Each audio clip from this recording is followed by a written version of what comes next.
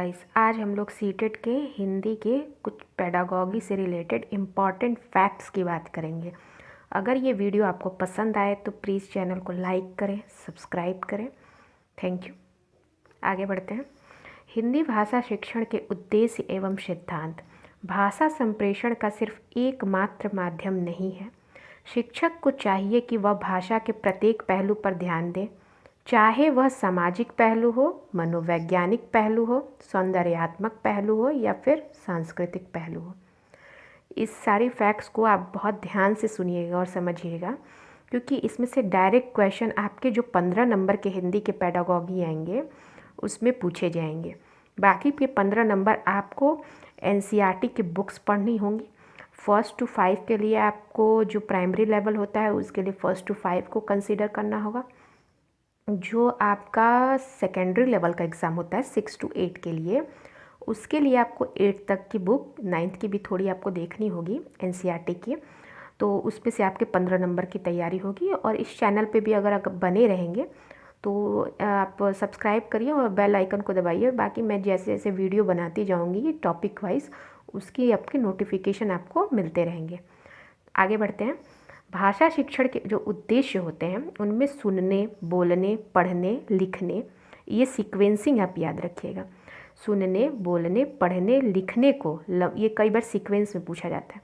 लिखने को लंबे समय से भाषा शिक्षण के मुख्य उद्देश्य के रूप में मान्यता दी जाती रही है, लेकिन यह भाषा शिक्षण का एकमात्र उद्देश्य नहीं है। इस प्रक्रिया के साथ संप्रेषण कौशल, उच्चारण विविधता और स्वर प्रशिक्षण पर ध्यान देना अत्यंत आवश्यक है। हमारा उद्देश्य भाषा शिक्षण को समग्रतावादी दृष्टिकोण से विद्यालय शिक्षा का अंग बनाना है। जब हम बोल रहे होते हैं तब हम सुन भी रहे होते हैं, और जब हम लिख रहे होते हैं तब हम पढ़ भी रहे होते हैं। भाषा शिक्षण के कुछ महत्वपूर्ण लक्ष्य हैं जो इस प्रकार हैं। भाषा को सुनकर समझने की दक्षता का विकास करना बच्चों में। मात्र पढ़ना ना हो बल्कि समझ के साथ पठन की योग्यता का विकास होना चाहिए। मतलब ये सारी चीज़ें जो आपको पढ़ाई जा रही हैं वो आपको क्लासरूम में यूज़ करना है।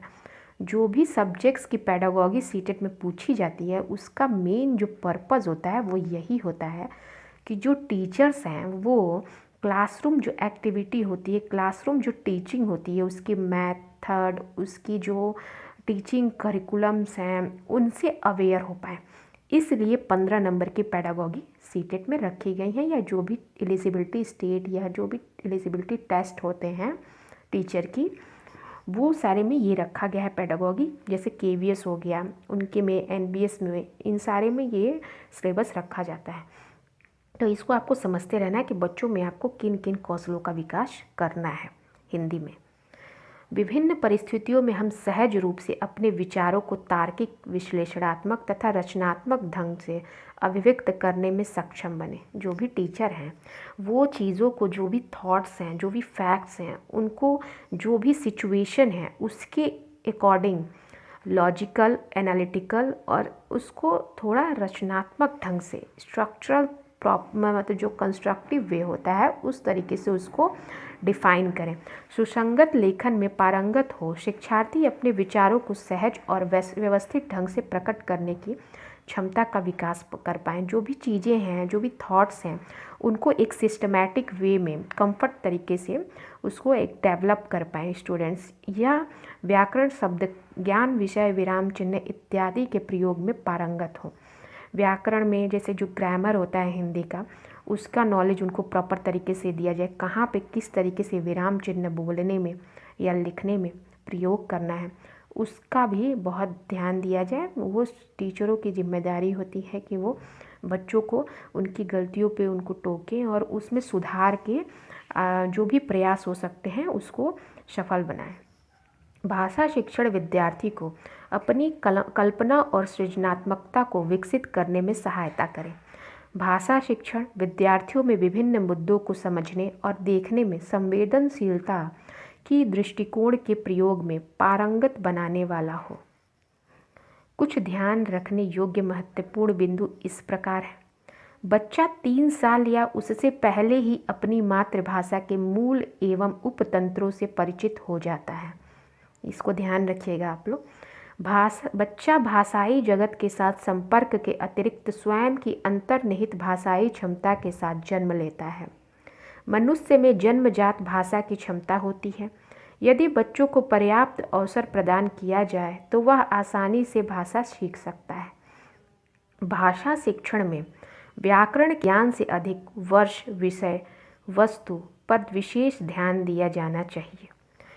ये जो भी फैक्ट्स हैं ये क्लासरूम एक्टिविटी से रिलेटेड हैं कि आपको जो बच्चे हैं, स्टूडेंट्स हैं, चाइल्ड्स हैं, उनमें क्या क्या जो लैंग्वेज है उससे रिलेटेड डेवलपमेंट करना है। व्याकरण भाषा के व्यंजन एवं स्वर्गीय ध्वनियों के एक सुनियोजित नियमबद्ध क्रम है।